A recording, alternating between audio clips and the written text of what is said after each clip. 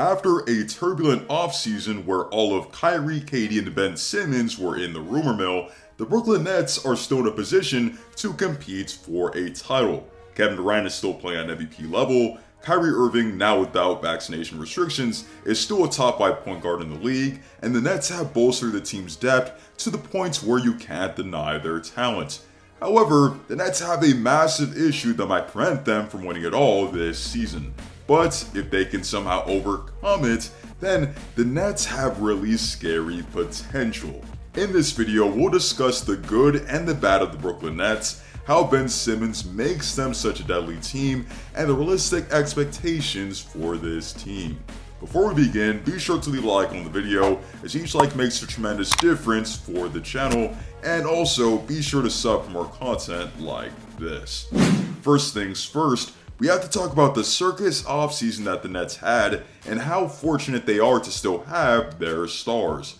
Among their stars, Kevin Durant readily demanded a trade amidst the Kyrie Irving drama and wanted to go to the Heat or Suns, and even the Boston Celtics entered the ring as well. But after talks fell short, Kevin Durant remains a Brooklyn Net, which gives them a sensational shot to win it all. When he was able to see the floor, he was as good as ever, dropping an easy 37-6 on 52, 38, 91 shooting splits. He still has an infinite amount of ways to score, and he still has one of the most deadly mid-range jumpers in the league.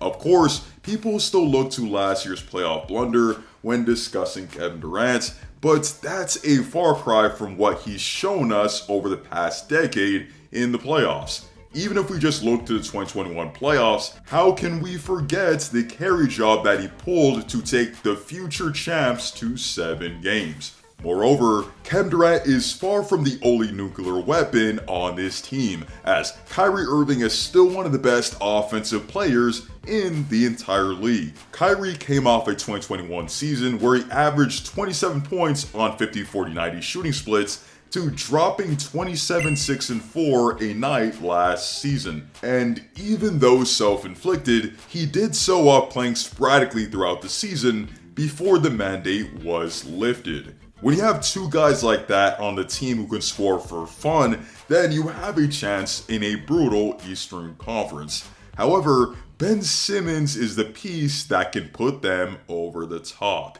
In all honesty, Ben Simmons is one of the players I'm most excited to see this season for a multitude of reasons. For one, with the spacing the Nets have between KD, Kyrie, Joe Harris, Patty Mills, Steph Curry, and more, Ben Simmons can be the primary ball handler and strong attacker of the rim that he is. To say that Ben Simmons is a remarkable facilitator is a huge understatement. He can make literally every pass in the book and is elite at generating points in transition and also generating 3-point looks. In the 2021 season where he last played, Ben Simmons was second in the entire league in transition assists a game at 2.7 and is only behind Russ in terms of total 3-point assists between the span of 2017 to 2021. With the weapons and spacing that the Nets have, we'll see the most unlocked version of Ben Simmons that we've ever seen. And who knows, we might even see him take a couple threes here and there. Moreover, Ben Simmons' impact isn't limited to his underrated value on offense, because his calling card is actually his defense. Ben Simmons has been one of the premier defenders in the league over the past couple seasons, and that's definitely the versatility that the Nets need. He can legit guard 1 through 5, and in a conference with Giannis and other colossal threats, Ben Simmons is by far the Nets' best bet to slow them down. Steve Nash was a part of this 7 seconds or less Phoenix Suns team that prioritized pace and versatility over everything. So there's no reason why we shouldn't see Ben Simmons playing many of his minutes at the small ball 5, a switch up that can make them extremely dangerous offensively. I mean, just imagine Ben Simmons roaming the floor with 4 great floor spacers surrounding him. Yeah, That's insane. One of these floor spacers will be Joe Harris, who has been one of the best marksmen in the league over the past few seasons, shooting a mind-boggling 46% from 3 over the past 4 seasons on 6 attempts per game. Another of these shooters is Seth Curry, who has steadily jumped out of his brother's shadow and made a name of his own. Since the 2019 season, Seth has shot 44% on threes on 5 attempts a game, while also shooting over 50% on 2-pointers and 86% from the free throw line. Additionally, Patty Mills shot 40% from 3 on 7 attempts a game last season. Kyrie Irving shot 42% on 8 attempts last season, and also Kevin Durant shot just 38% on 6 attempts a game last season. At this point, it's clear that the Brooklyn Nets are very talented, but that's not all the talent that they have. Beneath all the Kevin Durant drama that took place over the offseason, the Nets made a sneaky great signing in TJ Warren. We pretty much haven't seen much of TJ Warren over the past 2 years, as he only played 4 games in 2021 and missed the entirety of the 2022 season. But when healthy, he's proven to be a double-digit scoring machine that shot 40% from 3 in 2019 and in 2020. I don't expect bubble TJ Warren to appear again, but a reliable combo forward that can stretch the floor is good enough for the Brooklyn Nets. And beyond TJ, you have guys like Cam Thomas, Royce O'Neal, Nate Claxton, and others that are for sure going to be solid contributors as well. However, talent has never been an issue for the Nets over the past 3 seasons, because if it were solely based off of talent, then the Nets should have made multiple finals by now and probably even lifted the Larry O'Brien. The biggest problem that the Nets have is the availability of their stars, and the basketball gods never seem to give them a pass. KD missed the entirety of the 2020 season due to an Achilles injury he suffered in the finals prior. Kyrie played in barely any games in 2020 before being shut down due to injury. Durant and Kyrie only played in 35 and 54 games respectively in 2021. James Harden pulled his hamstring and was never the same, and KD and Kyrie practically saw no time together last season. Kevin Durant has relatively been healthy throughout his career, but the past couple of seasons show a potential bad trend for what could happen next season.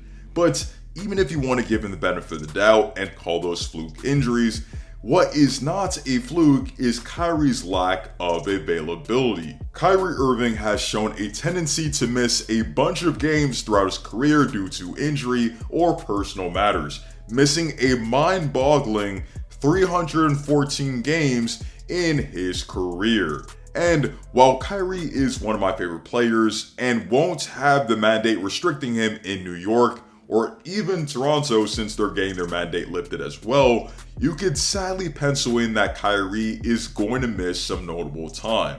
On top of all of this, Joe Harris and TJ Warren are coming off of injuries that have sidelined them for notable pieces of time, and Ben Simmons is literally coming off of back surgery. Of course, Ben Simmons is young, and everyone is impacted differently by this surgery, but the fact of the matter is that he literally hasn't played professional basketball in over a year, and again, we're talking about a surgery that can hamper your mobility. Regardless of the talent on display, Steve Nash has a ton of work to do to unlock the potential that this roster clearly has. But if missed games compile together and the Nets find themselves in the play-in or even a low seed in a loaded East, then I have no clue where KD and the Nets go from here. That being said, be sure to comment down your thoughts on the Brooklyn Nets. How well do you think Ben Simmons will be with optimal spacing and with 2 stars in KD and Kyrie being beside him? Also, given the collection of talent that this Nets team has,